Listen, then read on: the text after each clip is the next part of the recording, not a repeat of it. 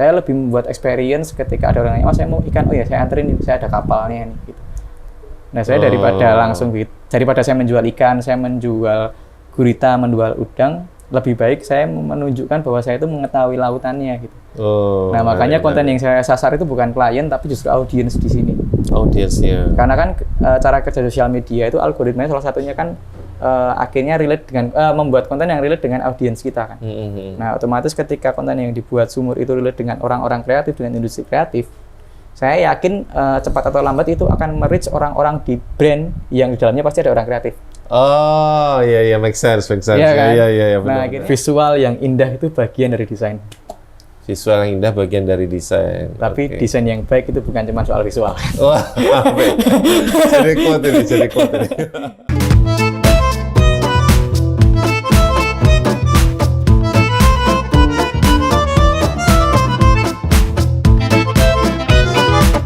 Berarti dari IG-nya Sumur sendiri itu dipikirin juga ya untuk konten-kontennya supaya bisa reels, bisa viral dan merich banyak orang kayak gitu-gitu nggak sih? Iya.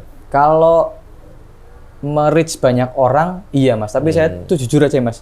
Kalau boleh jujur saya tuh nggak pernah memikirkan untuk viral. Oh gitu. Tapi keyword utama yang saya pastikan ketika membuat konten Sumur ya, itu adalah manfaat. Manfaat. Oh keren ini. Jadi gimana konten saya itu, konten Sumur ya, konten Sumur itu bisa bermanfaat buat pembaca. Jadi bukan meng-attract klien sebenarnya konten Sumur itu. Tapi bagaimana si konten Sumur ini bisa membuat audiens itu attract sama konten ini dan relate. Sehingga dengan relate dia nge-share dengan dengan cuma-cuma gitu. Betul. Gitu. Gitu. Karena kan satu hal yang saya pelajari gitu. Agensi ini klien. Nah, harusnya kan agensi itu meng-attract klien. Iya. Nah, karena ya bisnis kita dari situ kan, mau tidak mau gitu. Cuman saya menyadari di sini ada satu hal yang terlewat nih ketika saya dari agensi langsung ke klien, yaitu market. Oh, market. Nah, instead of saya bikin konten, makanya konten Sumur tidak pernah upload portofolio gitu. Selain awalnya dulu karena emang nggak punya portofolio. Jadi kita bikin konten gitu.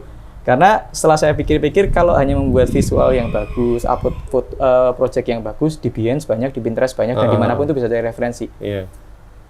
Akhirnya saya berpikir untuk bagaimana daripada saya nawarin ikan ke orang yang mau beli ikan, saya lebih membuat experience ketika ada orang yang, oh saya mau ikan, oh ya saya anterin, saya ada kapalnya nih. Gitu. Nah saya daripada saya menjual ikan, saya menjual gurita, menjual udang, lebih baik saya menunjukkan bahwa saya itu mengetahui lautannya gitu. Nah makanya konten yang saya sasar itu bukan klien tapi justru audiens di sini. Audiensnya. Karena kan cara kerja sosial media itu algoritmanya salah satunya kan akhirnya relate dengan membuat konten yang relate dengan audiens kita kan. Nah otomatis ketika konten yang dibuat Sumur itu relate dengan orang-orang kreatif, dengan industri kreatif, saya yakin cepat atau lambat itu akan merich orang-orang di brand yang di dalamnya pasti ada orang kreatif. Oh iya make sense. Iya kan? Iya Nah akhirnya orang-orang kreatif ini kan akan ketika dia cari agensi atau cari apa, dia akan mencari di sosial media. Nah ketika mencari keyword itu nih agensi mana yang diomongin atau studio mana yang diomongin. Baru dia datang ke Sumur gitu karena melihat mbaknya gitu. Jadi saya nggak langsung mengetok ke sini tapi dia datang ke pasarnya dan melihat ini pasarnya sopo sih gitu. Oh pasarnya Sumur gitu. Okay. Insight yang keren ini, Masya Allah. Karena dasarnya itu kekurangan saya kan, saya nggak bisa bikin visual yang bagus. Saya merasa portofolio kita bisa biasa-biasa aja. Wah, masa merendah ini. Jujur mas, itu mas kepikiran awalnya. Jadi daripada ngupload karya jelas kalah karo agensi-agensi yang sudah senior gitu. Nah saya melihat kok nggak ada ya agensi yang justru bikinnya itu bukan karya gitu. Tapi kayak informasi yang tips and trick dan lain sebagainya gitu ya. Dalam artian, ini kan karyanya ini kan untuk market ya. Tapi kenapa malah nggak ada yang peduli sama market? Dan karena memang awalnya sumber makmur itu kan baru kemakmuran. Sumur itu juga kan sumber air kan, sumber kehidupan. Salah satu sumber kehidupan itu kan pengetahuan nih. Nah, kayak berpikir ya wes lah mendingan aku share pengetahuan aja karena saya yakin cepat atau lambat ketika kita menolong ciptaannya tidak mungkin yang menciptakan itu tidak menolong kita kan. Gitu. Logikanya gitu sih awalnya. Makanya kan tagline-nya yakin aja. Yakin aja. Karena waktu bikin Sumur itu di fase yang wis pasrah dan tawakal. Saya mau ngapain di sini gitu. Oh gitu. Tapi kan tidak mungkin ketika saya membuat Sumur kreatif hashtag-nya pasrah dan tawakal. Pasar dan tawakal itu akhirnya saya coba saturasikan ke dalam copywriting atau tagline yang relate dengan brand-brand idola saya kayak Apple, Nike, itu kan tagline-nya simple. Nah, akhirnya saya bikin pasar dan tawakal ini disederhanakan bisa menjadi copy yang bisa menjadi influence apa ya? Itu kan yakin aja. Sebenarnya yakin sama yang di atas, sama Gusti Allah gitu kan. Makanya jadi yakin aja itu. Menarik. Gitu. Itu malah jadi semangat dari Sumur sendiri ya, yakin aja. Dan si klien pun juga begitu baca tagline yakin aja kayak gitu ya. Yakin karena Sumur ya. Yakin sih wae lah itu.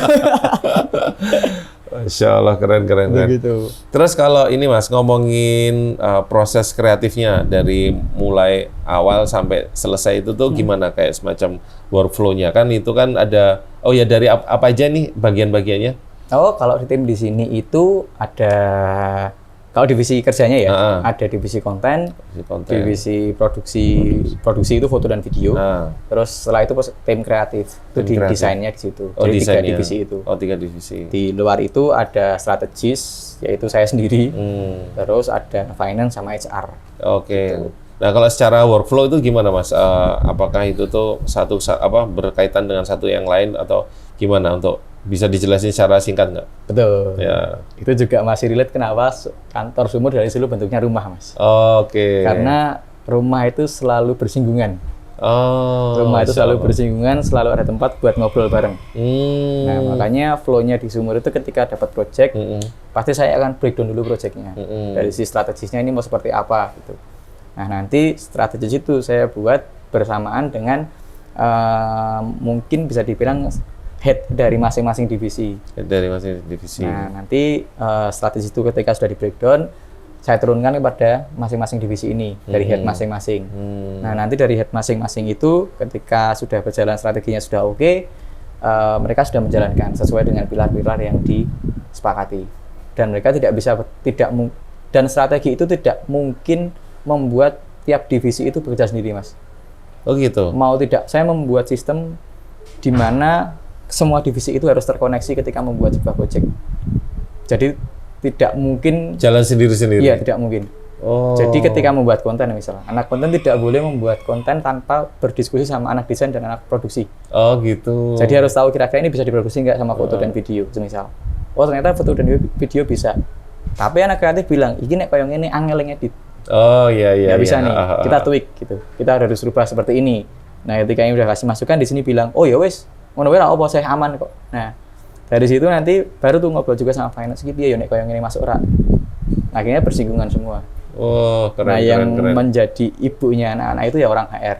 Jadi ketika proses itu sudah ada yang jagani lah gitu. HR-nya itu jagani. Jadi memastikan di setiap divisinya tuh udah satu frekuensi semua ya. Betul. Kayak gitu. Oke. Kan pasti kalau sama saya teman-teman kan mungkin ada segan ya atau mungkin takut ganggu atau gimana dan pasti nang didine karo atasan iki mesti yo ono rasa senenge kan gitu. Wajar gue di mana aja. Itulah kenapa saya lebih membiarkan tim saya berjalan sendiri tapi ketika guide-nya sudah saya kasih. Gitu sih Mas. Kenapa? Karena saya yakin tidak ada tim yang sempurna.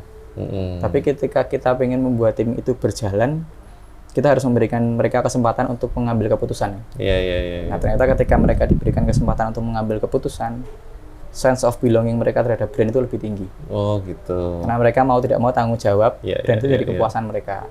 Itulah kenapa saya bikin mereka menjadi satu rangkaian yang tidak bisa terpisahkan karena mau tidak mau mereka merasa memiliki satu sama lain dan tidak bisa kerja sendiri. Bener, tapi pernah nggak Mas ada kejadian di mana dia tuh ya mungkin agak egosentris gitu terus kayak memisahkan diri terus mungkin dia baik mengasih semacam inovasi atau inisiatif tapi ternyata itu malah nggak work sama tim yang lain, itu pernah nggak ada kayak gitu? Ya pasti ya Mas. Pasti ya. Nangis ya tahu. Oh iya. Sungan ya tahu, wajar ya gitu. Itu kan hal yang wajar gitu. Tapi alhamdulillah sih itu tuh proses itu paling banyak terjadi itu di 3 tahun pertama Mas. Oh gitu, 3 tahun pertama. Itu tuh sering banget. Sampai kayak gitu? Sering Mas. Itu jujur aja sering.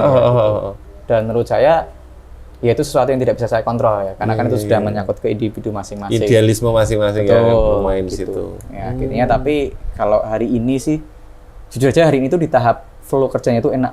Enak banget ya. Itu tuh flow kerjanya enak. Kenapa? Karena masing-masing dari tim itu mungkin sudah tahu patokannya harus seperti apa. Iya. Jadi sudah tahu batasan egonya harus berapa, batasan mengalahnya harus seberapa. Itu juga alhamdulillahnya sih udah kebentuk gitu. Berarti sekarang bisa dibilang jenengan udah semi autopilot gila ya dari Bisa dibilang kayak gitu ya. Kecuali di bagian strategis tadi Betul. menentukan arah di awalnya itu ya pas saat brainstorming dan ini mau dibawa kemana gitu ya. Betul. Tapi di saat itu ada nggak nanti terus kemudian yang kasih masukan terus tapi jenengan tetap harus kayak gini itu apa tetap diterima juga itu kalau misalkan kayak gitu-gitu? Saya terima, Mas. Tetap diterima ya. Saya terima dalam artian hal yang cukup dilematis adalah ketika kita sebagai pemimpin gitu, kita punya sudut pandang yang menurut kita sudah oke gitu. Tapi kan dari sisi tim pasti punya juga sudut pandang lain yang harus melengkapi itu. Gitu.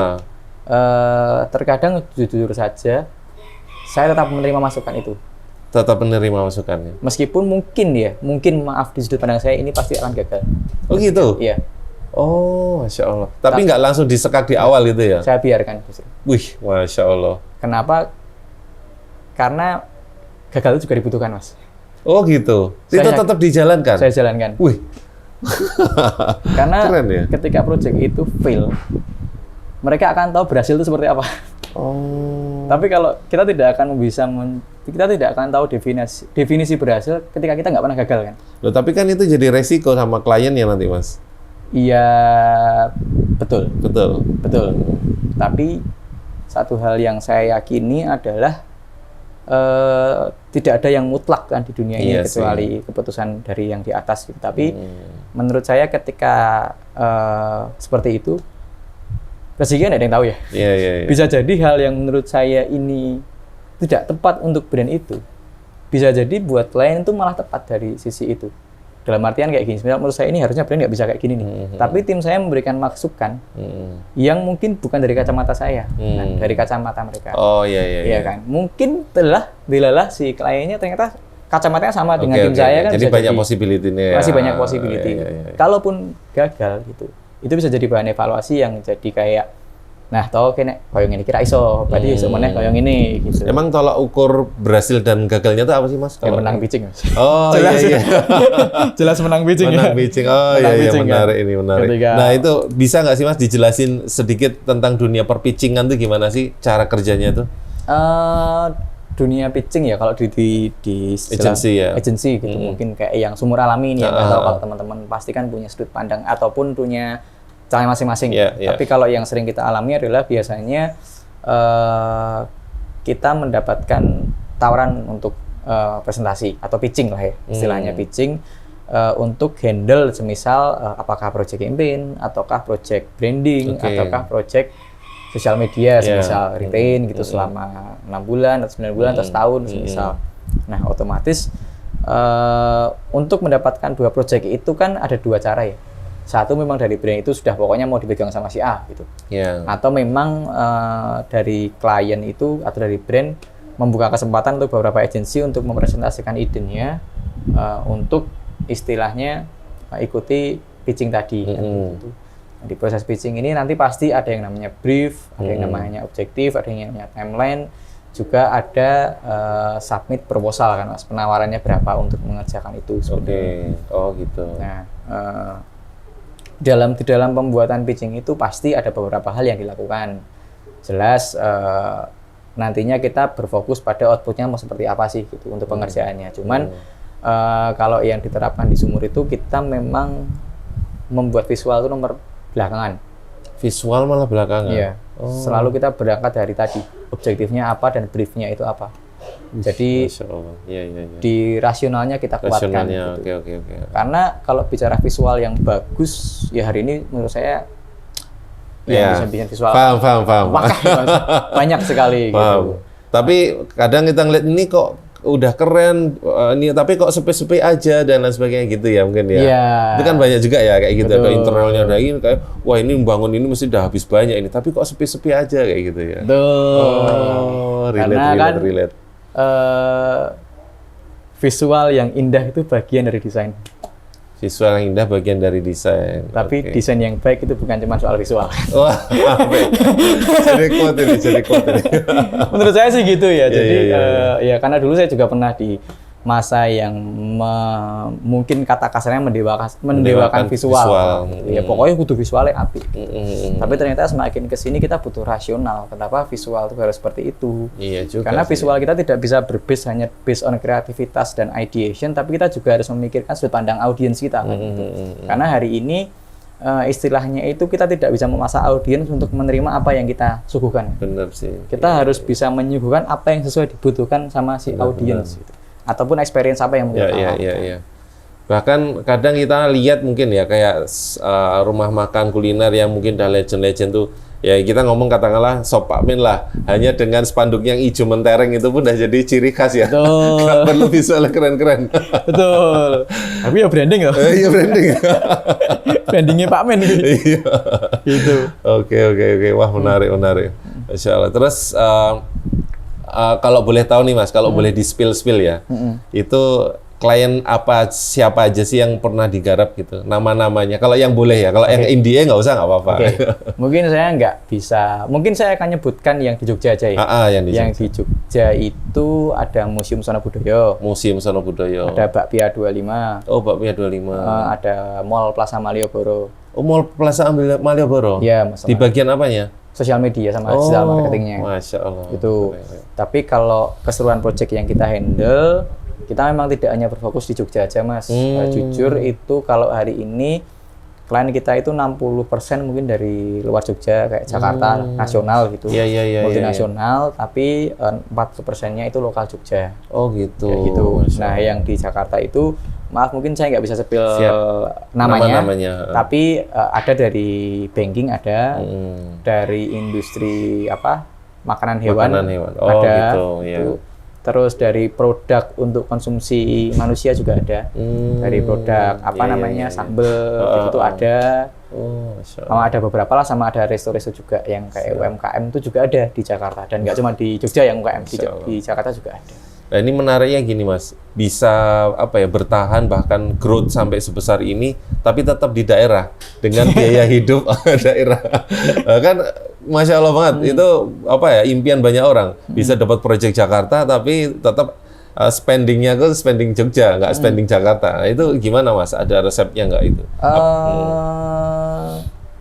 Itu memang cukup ini sih Mas, cukup menjadi mimpi beberapa teman-teman ya, gimana kita bisa mengerjakan proyek dari Jakarta kemudian dikerjakan di Jogja gitu. Karena biaya hidup di sini otomatis tidak setinggi di Jakarta. Bahkan kita tahu banyak startup yang malah pindah kantornya ke Jogja kan. Betul.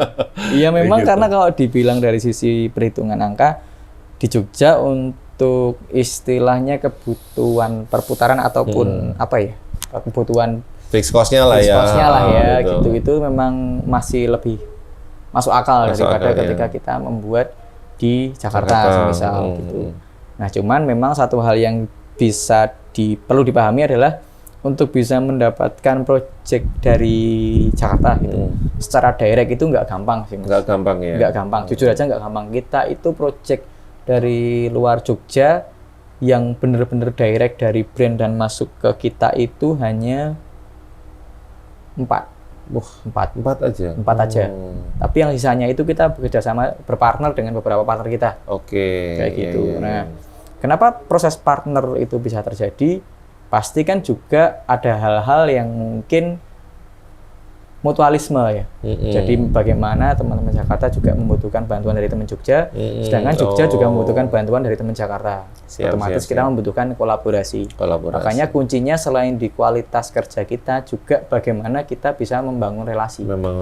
Networking itu penting banget sih, Mas. Itu gimana Mas cara dulu Mas Galang mau membangun relasi itu di awalnya itu? Jujur aja itu sudah saya lakukan tadi. Kalau Mas sempat ingat, saya udah bilang sempat magang di Kompas Gramedia. Mulai dari itu berarti. Jadi waktu itu saya sudah bersiap untuk membangun relasi. Karena orang tua saya itu punya pesan, siapapun yang kita temuin, anggap gue kui kancamu sing paling apik gitu. Karena kita nggak tahu suatu saat bisa jadi kita menolong dia atau dia menolong kita. Gitu. Nah memang itu relasi itu saya mulai dari waktu itu sampai hari ini. Gitu. Dan kalau Mas lihat di logonya Sumur semisal, Sumur itu kan di tengahnya ada M-nya itu kan orang jabatan kan. Oke, iya. Jadi yang Hongkongnya itu ya. betul, itu orang jabatan. Itu juga yang membuat Sumur sampai hari ini nggak punya marketing. Oh iya, nggak punya marketing? Dari pertama berdiri sampai hari ini itu Sumur tuh nggak pernah punya marketing. Oh iya ya, tadi divisi marketing nggak ada ya? Nggak ada. Padahal kantor digital marketing. Kita nggak punya marketing. Literally nggak punya marketing. Iya. Jadi ini ada pepatah Jawa, rezeki mana dalane Gusti, literally. Oh, literally ini ya. Sumur ini literally mana dalane Gusti gitu. Full organik ya? Full organik gitu. Jadi, tapi cara yang saya lakukan untuk bagaimana membuat itu adalah saya ya wes berani aja gitu. Saya berani aja untuk ngobrol, kenalan gitu. Dan saya juga nggak istilahnya percaya diri aja lah. Rai gedek lah ya. Oh, rai gedek wae. Kan opsinya tinggal dikenal opo ya wes tinggal kan. Iya. Nah, dikenal ditinggal kan cuma gitu opsinya. Benar. Nah, saya ya udah rai gedek ketika ditanya ya saya mempresentasikan aja apa yang saya punya dan saya bisa gitu. Masalah di DEC mergo isone ming semono wis tak pikir keri gitu. Oke. Ya, at least saya mempresentasikan dulu aja apa yang saya bisa gitu. Karena jujur kalau boleh saran sedikit ke teman-teman, presentasi Mas, presentasi itu penting. Dalam artinya bukan cuma presentasi project ya, tapi bagaimana kita bisa membawa diri kita ngobrol, sharing, gitu, mendengarkan. Karena jujur banyak, nggak cuma 1-2 klien ya Mas, yang ketika kita ketemu saya gitu, itu nggak bahas kerjaan. Malah sharing. Sharing personalnya. Personal. Oh, wah keren nih. Karena akhirnya jadi teman kan gitu. Nah, ini poinnya ini ya. Nah, ya itu yang saya emban itu, bagaimana akhirnya kita sama klien itu nggak hanya berhubungan bisnis gitu, nggak hanya soal kecuanan mungkin, tapi bagaimana kita pertemanan di situ. Wah, ini yang langka nih. Jadi yo benar. Jujur aja kayak semisal gitu. Jujur ya Mas, saya punya klien yang pernah ngundang saya ke Jakarta tuh, Mas kita besok meeting ya di sini, saya bayarin di cover up semua lah ya gitu, kayak tiket, akomodasi dan sebagainya. Dia cuma mau cerita Mas. Cerita dong. Padahal lewat telepon pun bisa ya. Lewat telepon. Nah, sorry. Jujur, bisa lewat telepon, bisa online kan? Saya termasuk orang yang meminimalisir online meeting. Malah meminimalisir? Kecuali di luar kota ya, kalau di Jakarta gitu. Dan itu pun saya tanya, mau meeting kapan sih gitu. Kalau semisal bisa offline, saya ada di Jakarta loh hari ini, mau nggak offline gitu. Oh, keren. Kenapa? Karena menurut saya bertemu langsung gini lebih dapat ya, feel-nya lebih dapat, emosinya lebih dapat, chemistry-nya lebih terbentuk, dan proses persuasif di situ tuh lebih terjadi kan. Ketika kita sharing pendapat begini, nggak cuman saya yang mempersuasi tentang Sumur, tapi dari sisi klien atau teman itu akan juga mempersuasi saya memberikan hal-hal yang menurut dia benar kan. Nah, kadang hal-hal itu kan tidak kita dapat dari insight dari internet, dari sosial media, karena experience itu hanya didasarkan oleh orang-orang. Nah, itulah kenapa saya lebih suka ketemu secara langsung. Nah, untuk beberapa orang yang kenal saya mungkin tahu persis Mas. Begitu. Tahu persis bahwa saya itu cukup menolak online meeting gitu. Bahkan ketika ngisi kelas harus Zoom gitu, saya itu cukup gitu. Karena saya juga takut yang datang cuman nonton terus nggak ada interaksi kan. Nah, jadi itu salah satu. Jadi mungkin kalau ada bilang konvensional ya nggak apa-apa, saya emang mempertahankan konvensional itu. Kenapa? Karena menurut saya di era gempuran AI dan robot ini, cara satu-satunya untuk melawan robot adalah tetap menjadi manusia. Masya Allah. Dengan seperti itu. Itu sih lucunya, keren. lucunya yang pernah saya alami ya. Sampai ada yang lain yang kayak nelpon cuman, Mas bisa nggak besok kita ngobrol yuk gini, saya ada project gini. Oke gitu. Projectnya ngomongnya 10 menit Mas. Sisanya ngomong ke liang. Sisanya jagongan. Itu menariknya gitu Mas, karena ada juga bahkan ya ada orang-orang itu kadang tuh malah ngeluh sambat soal klien itu di online di upload secara online kayak gitu loh. Jadi malah menganggap klien tuh kayak musuh loh. Wah ini udah minta segini, revisinya kayak gini ya gitu, itu malah ngeluh-ngeluh, itu malah justru salah ya Mas ya kayak gitu tuh ya toh. Ya mungkin buat beberapa pandangan ada yang nggak benar ya. Tapi mungkin kalau buat saya kebetulan saya lebih suka ketemu secara langsung gitu, karena bisa lebih istilahnya emosinya lebih sudah Mas ketemu secara langsung gitu. Terus ini Mas, sekarang kita beralih topik ke cara penentuan tanda kutip menghargai diri kita sendiri untuk karya kita, untuk kita jual. Mulai dari saat kita freelance, single fighter, terus kemudian punya tim, dan sekarang punya tim sebanyak ini dengan portofolio dan lama bekerja, lama berkarya selama bertahun-tahun, itu kan pasti beda ya. Nah itu gimana Mas jenengan dalam menyetandarkan, membuat sebuah standar harga yang sekiranya itu pantas diajukan kayak gitu kan. Kalau misalkan kita ngomongin pitching kan pasti kita menerka-nerka nih harganya berapa nih yang masuk dan lain sebagainya. Nah, itu ada strategi-strategi khusus nggak Mas untuk kayak gitu tuh? Oke, pertanyaan menarik ya. Dan itu yakin itu bahasan ditunggu. Soal regoi mesti. Iya. Gitu.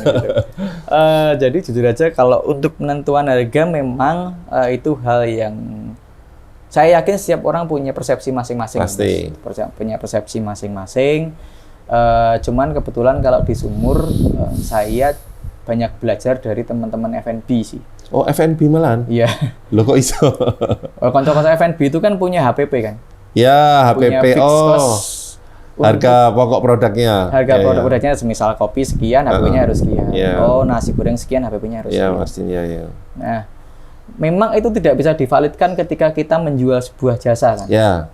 Tapi aim pertama saya adalah bukan menghargai jasanya, tapi bagaimana saya menghargai tim. Menghargai tim, menarik ini, menarik. Bagaimana ketika mendapat satu proyek, itu saya menentukan harganya pertama adalah kira-kira proyek ini dikerjakan oleh berapa tim. Nah, tim yang bekerja itu sejumlah berapa, semisal X orang itu, sekian orang gitu. Nah, saya harus tahu gajinya itu harusnya berapa. Nah, dari gaji itu nanti saya tambahkan elemen lain. Seperti kira-kira konsumsinya itu akan berapa. Oh gitu, sedetail itu ya? Iya. Masya Allah. Terus kemudian saya tambahkan juga diferensiasi penurunan harga alatnya ketika mengerjakan ini. Semisal, proyek ini 6 bulan. Biaya penyusutan. Penyusutannya berapa saya perkirakan. Dari situ ditambahkan dengan internet dan biaya tambahan yang mungkin akan terjadi kan. Nah pasti itu kan nanti kan ketemu angka tuh. Iya. Nah angka itu biasanya saya kalikan ya minimal 3 kali atau 4 kali lah. Seperti F&B kan 30% HW-nya kan. Oh gitu. Nah saya mencoba berpikir itu sesimpelnya adalah at least 1 kali harga per bulan itu bisa mengcover 3 kali gaji lah. Ada nafas yang bisa saya pakai untuk menjawab itu. Itu awalnya dulu. Tapi kalau sekarang ya mungkin bahasa kasarnya kalau sekarang menentukan harganya karena sudah tahu HPP cost-nya kira-kira sekian, untuk negosiasinya bisa lebih rodok sak penakku gitu Mas. Oh gitu ya. Karena yang penting HPP-nya udah tahu, tapi saya mau menaikkan seberapa ya tergantung sak pengennya saya gitu. Kan juga lihat juga ketentuan, brand ini nggak bisa nih kalau harga segini. Melihat kapabilitasnya juga kan. Ternyata brand nasional, iki kira-kira nek nang Jakarta regane piro yo? Ini. Kita juga harus tahu. Berarti riset juga ya, ada benchmarking dari benchmarkingnya gitu. Dan satu hal yang saya hargai adalah ketika saya dari Jogja nih, saya punya klien dari Jakarta, saya mencoba untuk membuat harga yang tidak lebih tinggi dari teman-teman di Jakarta. Pasti akan di bawahnya gitu. Gitu. Kenapa? Karena kalau nanti disamakan, otomatis saya mungkin secara tidak sopan masuk ke kolamnya dari teman-teman Jakarta kan. Dan menurut saya itu kurang oke. Jadi saya lebih baik bermain di harga yang lain gitu. Karena tidak bisa dipungkiri Mas, mindset mungkin dari brand mengontak teman dari Jakarta mungkin karena dipandang harganya lebih terjangkau daripada yang di kota. Itu udah harga pasti. Harganya pasti lebih terjangkau. Masa sih malah lebih terjangkau? Iya pasti dong Mas. Sudah pasti karena kan secara gaji pokok di Jakarta sama di Jogja lebih murah. Secara UMR. Lebih terjangkau yang di Jogja toh, yang di daerah maksudnya. Iya, pasti kan lebih terjangkau kan. Oh iya. Nah, di situ juga harus menentukan juga gitu kayak kita nggak bisa nih harganya setinggi yang di sana. Oke. Gitu. Tapi juga tidak boleh terlalu jauh. Kenapa? Karena kalau terlalu jauh ya akan mematikan yang di sana pasaran. Juga. Kita harus tahu juga batasnya seberapa. Gitu. Karena kan kenapa kita juga harus menempel istilahnya. Nek di Jakarta kan otomatis mereka lebih bisa sering koordinasi lebih cepat kan. Nah, kalau kita ya akan jujur ya, kalau kita koordinasinya, kalau misalnya ketemu kita harus nungguin waktu yang ditentukan, karena kan kita harus transportasi. Itu ada nggak sih kayak, ya misalkan kita sebuah komunitas ya, kayak gitu, mungkin antar agensi gitu, kayak kasakusuk bahas harga, perbandingan antara mungkin yang agensi yang udah lama segini, yang mungkin menengah segini, yang mungkin baru-baru segini, itu ada nggak sih kayak gitu ya, istilahnya red card yang kemudian kita bisa lakukan perbandingan. Soalnya kan saya kurang tahu ya kalau kita ngomongin desain online itu kan ya kira-kiranya mungkin kita udah paham ya kalau di luaran sana untuk bikin misalkan desain web atau desain logo tuh kira-kira sekian ratus dolar dan lain sebagainya. Nah, kalau kita ngomongin agency itu kan saya benar-benar blank gitu. Ada yang mungkin kadang saya yang pernah tahu satu logo bisa puluhan juta, tapi ada juga yang mungkin under 10 juta dan lain sebagainya. Nah, itu tuh gimana itu kalau untuk yang di sana itu? Ya, kalau hal seperti itu pasti raja terjadi ya, Mas. Tapi mungkin hal itu terjadi di layer para pengambil keputusan ya biasanya. Oh ya, kalau nggak ownernya, account-nya gitu kita sharing itu pasti sharing sih. Sharing ya, kayak karena gitu ya. kenapa perlu sharing ya supaya tidak terjadi harga yang tidak rusak harganya. Tidak rusak makanya kita ya harus itu. tahu standarnya kenapa. Ya itulah kenapa Sumur itu ada satu misi di mana kita kalau ketemu klien di Jogja gitu semisal Mas gitu, kita lebih milih ketemu secara langsung dan kita menjelaskan prosesnya seperti apa. Nggak ujuk-ujuk nggawe desain atau konten itu ya pokoknya dari visual dengan harga sekian gitu enggak. Tapi saya perlu ngobrol dulu, bedah dulu, oh kebutuhanmu apa gitu. Oh lah ini untuk menjawab kebutuhanmu butuhnya seperti ini. Otomatis butuh biaya seperti ini. Loh, kok mahal ya Mas? Iya memang harganya segitu. Kalau memang tidak cocok dengan Sumur nggak apa-apa. Tapi at least kalau besok mau pakai agensi yang lain, at least coba itu polanya itu bukan perbandingan tapi pola itu dipegang ya Mas. Jangan gitu. Sampai jenengan bikin proses desainnya itu melewatkan proses itu, hanya langsung output gitu. Karena dengan begitu saya juga mengedukasi pasar bahwa sebenarnya untuk membuat sebuah desain, sebuah konten itu butuh breakdown nih. Di mana rasionalnya, di mana strateginya, kayak gitu. Itu yang Sumur lakukan sebenarnya Mas. Jadi tadi kan saya sempat bilang milih-milih klien kan. Nah itu sebenarnya lebih di arah situ. Jadi saya tetap datengin, saya tetap presentasi, saya mengedukasi, pun akhirnya deck itu ataupun presentasi itu akhirnya tidak jadi klien gitu. Ya nggak apa, at least sudah tahu bahwa proses desain itu seperti itu. Oh gitu. Berarti itu bisa dibilang ini nggak sih Mas? Kalau ya misalnya katakanlah kalau pitching terus gagal, itu kan bisa apa ya? Free pitching nggak sih kalau kayak gitu? Betul. Iya. Tapi kalau kita pitching itu yang free pitching pasti yang retain Mas. Yang retain. Pasti. Itu nggak kemudian risiko ide bisa diambil atau gitu, biasanya kan? Ya pasti Mas. Iya. Pasti ini itu. Kalau itu sudah hal yang normal dan nggak sekali dua kali udah kita kepake. Oh iya. Kepake gitu. Tapi kan itu menurut kita ya itu risiko. Menurut saya semua pekerjaan punya risiko ya. Nah cuman yang tidak kita free pitching kan adalah ketika mengerjakan branding. Oh branding tuh. Branding tidak. Kita kalau kamu oke dengan presentasi awal, kalau mau lanjut langsung DP dulu. Gitu. Tapi kalau retain karena memang tidak bisa secara sistem memang nggak bisa sih harusnya Mas.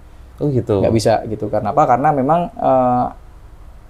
elemennya sangat banyak sih dalam penyusunan project retain apalagi sosial media ya. Itu kan cukup banyak gitu. Jadi memang untuk pitching mau tidak mau itu kalau sampai sejauh ini ya di industri ini masih yang free.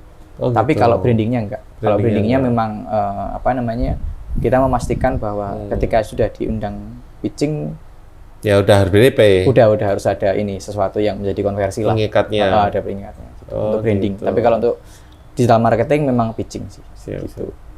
Nah, oke, dari tadi kan kita bahas teknis ya Mas ya. Betul. Nah, saya pengen tahu nih Mas, apakah ada istilahnya pendekatan yang di luar teknis ya atau faktor X-nya. Nah, itu kalau kita ngomongin mungkin doa seorang ibu atau gimana lah apapun itulah yang jenengan lakukan supaya kenapa kok ada hal-hal yang sekiranya itu kan rezeki dan lain sebagainya itu kan kita nggak tahu ada aja di kontak dan segala macam itu kan pasti ya ada yang menggerakkan dan siapa lagi kalau bukan Allah, tapi kan itu pasti ada penyebabnya kayak tadi jenengan bilang kita sering-sering share ilmu atau pengetahuan dan lain sebagainya terus kemudian nah itu kan salah satu contohnya. Ada lagi nggak Mas yang bisa di share gitu? Ya ada beberapa kegiatan sosial yang biasanya kita lakukan sih Mas. Gitu. Tapi mungkin saya nggak enak buat ngomong takut. Siap, itu CSR-nya Sumur gitu. Kita bilang anggap aja mungkin gitu. Anggap aja CSR ya. Tapi sebenarnya itu kita anggapnya adalah hal yang lumrah kewajiban kita. Karena itu berbagi lah itu. Iya. Sama hal kedua adalah jajak ke karyawan. Oh, oke. Iya. Saya jajak karyawan itu aja. Hanya sekedar gorengan. Entah itu hanya bakso, entah itu hanya es nang burjonan. Iya. Ya itu bentuk sayang saya ke mereka sih. Gitu. Okay. Kenapa? Karena satu hal yang diwajibkan di Sumur adalah kita harus memanusiakan manusia. Siap. Nah, ketika kita memanusiakan manusia itu bukan berarti njur menglomo terus, Mas. Bukan cuma dilus-lus tok ya. Tapi juga kadang kita harus jiwit, kadang kita harus keplak gitu. Jadi treatment saya ke tim itu memang ya seperti itu. Kadang ngajak kadang bercanda, kadang yo apian gitu. Tapi kadang yo tak seneni. Oh gitu. Selayaknya mereka anak-anak saya. Oh, gitu. Karena kan sebagai orang tua, meskipun saya belum jadi orang tua ya, meskipun orang tua saya itu mendidik saya ketika mengajarkan itu tidak semuanya dengan dielus gitu. Kadang ya butuh dikeplak gitu. Benar. Ya mungkin beberapa metode pendidikan hari ini kan mungkin tidak setuju dengan kekerasan ya. Tapi menurut saya ada hal-hal yang memang kadang-kadang harus dibenturkan untuk bisa terbentuk kan. Iya. Itu juga saya lakukan. Justru kalau saya melihat sekarang tuh terlalu kayak apa ya, dimanja ya. Zaman kita dulu bisa jadi. Guru-guru kita bandem kapur itu sudah biasa loh. Betul. Iya, bandem balang penghapus itu. Justru biasanya murid yang biasa dibandem kuwi dadi kan gitu. Lah iya. Biasanya sing nakal kuwi sing dadi gitu. Benar. Karena akhirnya itu juga sih Mas, saya kalau boleh jujur ya. Hari ini ketika tidak ada anak nakal, pasti ke depan industri kreatif akan semakin datar. Oh iya juga ya. Kenapa? Karena anak nakal itu selalu punya sifat untuk istilahnya menyelesaikan masalah. Dengan sesuatu yang dia anggap lebih mudah. Gitu ya. Akhirnya kan itu dia melakukan metode simplifikasi kan. Ketika semisal ibaratnya gitu untuk mengerjakan soal atau mengerjakan tugas, ada yang melakukan metodenya itu nyontek. Iya kan. Mungkin buat waktu pembelajaran dari itu nyontek itu dianggap salah. Tapi kenapa waktu itu kita harus nyontek? Karena kan ada standar kelulusan. Ada nilai yang dikejar, ketika nilai itu tidak tercapai, akhirnya kita nggak lulus. Nah, untuk bisa mengejar kelulusan itu kita harus mencapai angka yang bagus. Padahal tidak semua orang punya kemampuan yang sama untuk memahami setiap materi kan. Benar. Otomatis dia mencari cara bagaimana bisa menyelesaikan materi itu. Ada yang mencontek lewat paha, ada yang pakai bocoran. Ada yang masukkan LKS, ada yang nyinggahke di toilet kan seperti itu. Tapi kan itu kreatif thinking yang dilakukan sebenarnya. Sampai nulis di meja. Aku tahu ngalamin. Aku tahu ya. Sampai aku dulu pernah ada bocoran atau temenku sih, tapi antara bocoran sama jumlah soalnya tuh beda. Jadi bocoran luwih akeh timbang soalnya. Jadi andeng-andeng iki nganti dopo banget. Sampai ada sing pokoknya nek mengo iki A iki B. Dulu kan kayak gitu ya. Iya juga ya. Nah, kalau sekarang kan maaf ya, pendidikan kan akhirnya semua pokoknya lulus. Akhirnya tidak ada ya pokoknya garap-garap jadi lulus kan. Akhirnya tidak terjadi proses kreatif untuk melakukan kecurangan. Karena sebenarnya kalau kita tarik lebih panjang, kecurangan itu kalau di industri kreatif kan emang kita harus mencurangi problem kan. Ketika ada problem, terus kita membutuhkan jawaban dari itu kan kita harus meng-create something. Ide itu kan kadang dilakukan dengan hal curang. Hal curang untuk tanda kutip. Dalam kutip kan. Nah, itu kan proses kreatif berpikir di situ. Nah, ketika akhirnya standar kelulusan ini tidak ada, challenge itu tidak ada, barrier itu tidak ada, proses itu hilang, Mas. Yang mengakibatkan kenapa hari ini mungkin banyak AI, banyak template dan lain sebagainya, yang hilang kan proses. Jangka tarik panjangnya kalau mungkin kita lebih panjang kan, akhirnya yang supaya instan aja. Yang tidak ada itu proses. Benar. Ketika tidak ada proses, akhirnya wajar ketika ada yang maaf misalnya harga sosmed sebulan sekian, postingannya sebulan 30 konten. Tapi ketika ditanya, kenapa postingannya harus 30?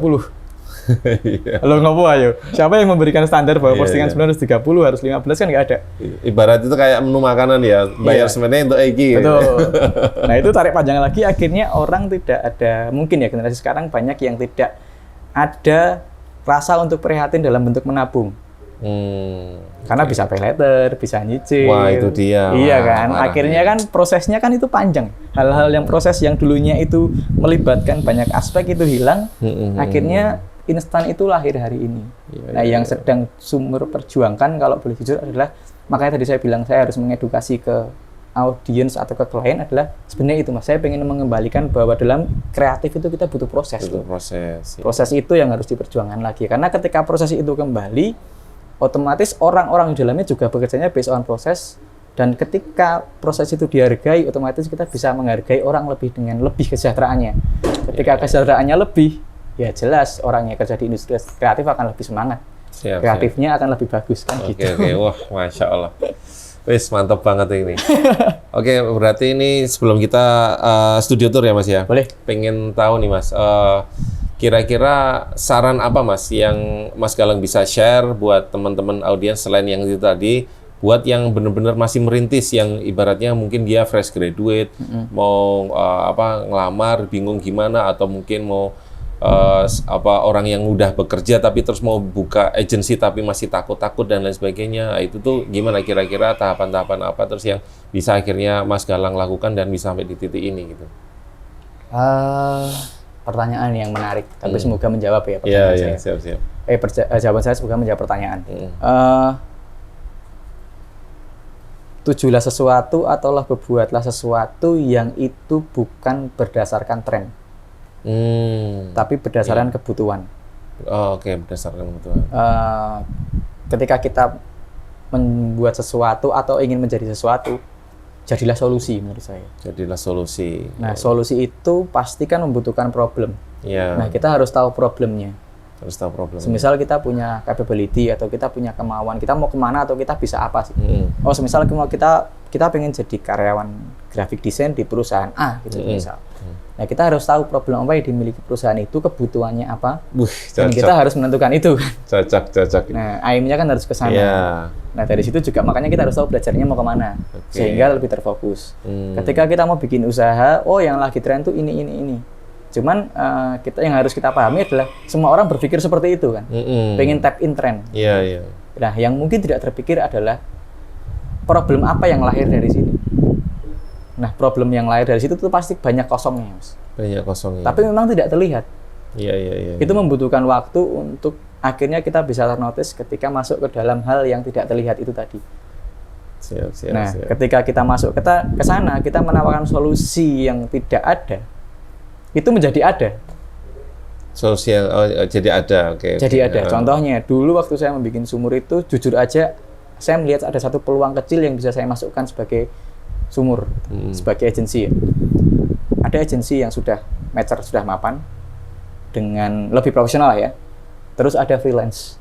Oke. Nah, agensi jelas secara bendera, secara profesionalitas bisa dipegang dan bisa terlihat karena ada wujud kantornya, ada timnya, terlihat profesional. Cuman memang harganya biasanya lebih tinggi daripada freelance. Pada waktu itu ya, waktu saya bikin. Freelance harganya terjangkau, tapi kadang-kadang nyun sewu, kadang-kadang tidak bisa dipegang kan, hilang-hilangan. Nah, akhirnya di tengah-tengah gap itu ada satu gap kosong kan. Bagaimana saya bisa membuat satu jawaban yang kualitasnya mungkin mendekati agensi, tapi harganya tidak jauh dari freelance. Oke. Iya, keren. Saya berangkat dari titik itu awalnya. Masya Allah. Nah, dari situlah akhirnya menjawab persoalan tadi. Persoalan itu kan akhirnya, iya ya harganya terjangkau, sumur tapi hasilnya oke gitu. Katanya waktu itu ya, hasilnya oke ya gitu. Tapi harganya terjangkau dan secara capability waktu itu memang kan kita belum punya office. Trik saya waktu itu untuk bagaimana bisa tetap dianggap oke, itu saya tidak pernah menerima tamu ke sumur, tapi saya selalu ajak ke coffee shop atau kemana gitu. Bayarin ngopi lah istilahnya. Tapi kan terlihat lebih proper secara treat kita ke mereka kan. Gitu. Nah kayak gitu sih. Nah nantinya itu tuh akan menjadi niche, Mas. Tapi memang mungkin kalau itu mungkin tidak cocok buat yang punya kayak anggapan bahwa bisnis itu harus cepat perputarannya. Karena saya aja kan butuh sekian tahun untuk bisa tumbuh gitu. Saya butuh 3 tahun lah untuk bisa membenahi itu. Dan jangan sangka ya, maksudnya jangan kira 3 tahun itu saya mendapatkan hasil ya Mas. Akeh tomboke timbang orangnya gitu. Oh gitu malah? Iya, jadi selama 3 tahun itu kalau boleh jujur saya itu tidak gajian.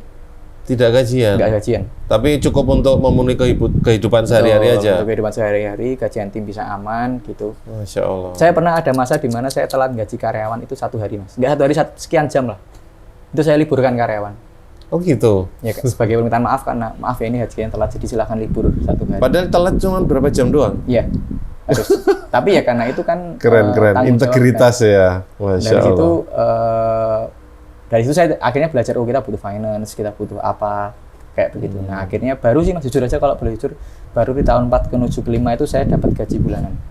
Oh malah gitu. Berarti jenengan kayak tanda kutip menggaji diri sendiri Iya, hari dengan ini saya plafon gajian. yang sekian kayak gitu. Iya, jadi masuk dalam operasional kantor saya harus gajian gitu. Oh gitu.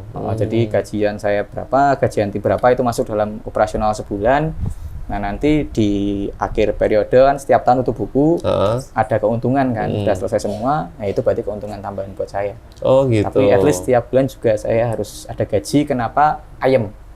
Nah mungkin itu kesalahan saya dulu yang nggak gajian itu jangan dicontoh. Kalau bisa tetap gajian. Oh malah gitu Rak ya. hitung mengerong atau sewu apa-apa. Oh malah gitu ya. Tapi yang pasti tentukan dulu. Oh jadi tahu setiap bulan tuh aku mau dapat berapa sih dari apa yang saya kerjakan gitu.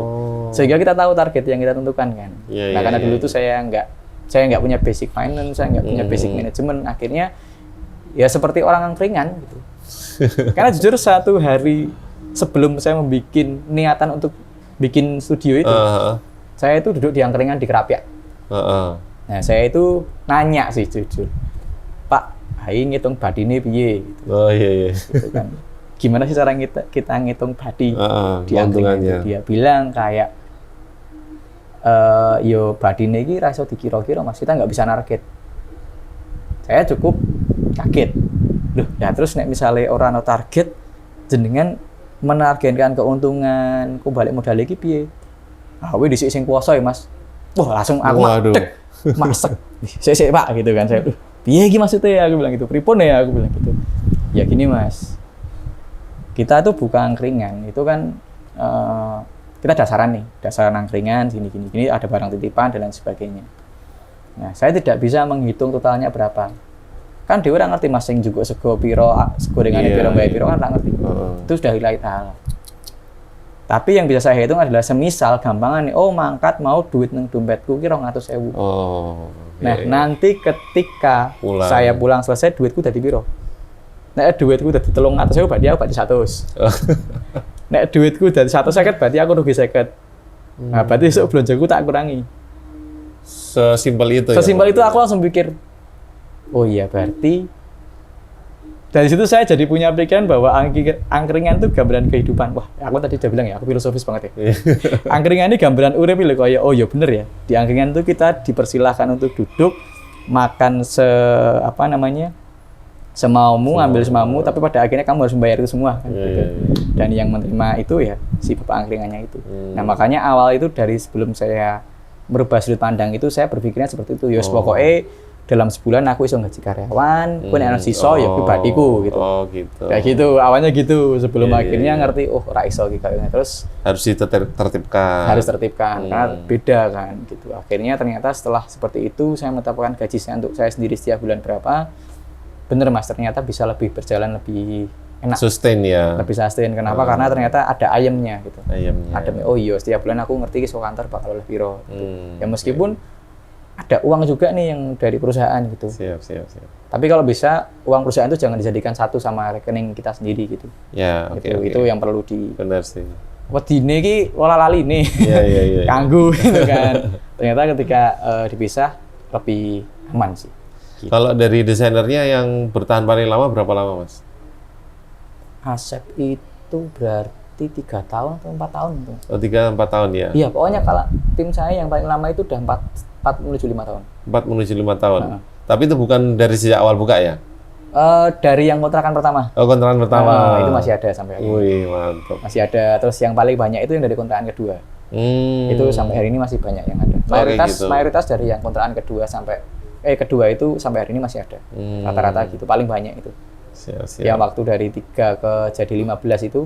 Nah itu pas di fase yang formasi 15 orang itu sampai hari ini rata-rata semuanya masih ada. Itu ada nggak yang Mas terus kemudian dia resign terus buka studio sendiri, agensi sendiri gitu-gitu ada nggak? Ada Mas. Ada juga ya? Ada. Satu hal lucu itu kan sering ada internship di Sumur.